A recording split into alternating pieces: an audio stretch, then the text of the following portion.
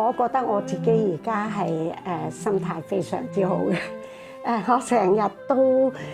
唔會俾自己好得閒坐住喺度發吽哣，我就唔會嘅。而喺健康方面，阿 May 每日都會堅持做運動，保持身體機能，而且佢贊同心理影響生理，有一個積極正面嘅心態，對長者健康嚟講至關重要。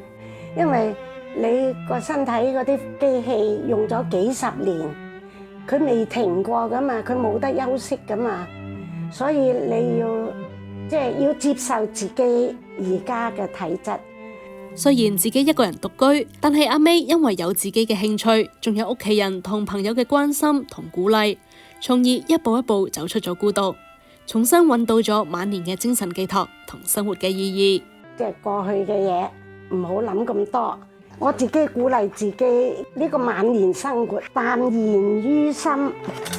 從容於表，優雅自在。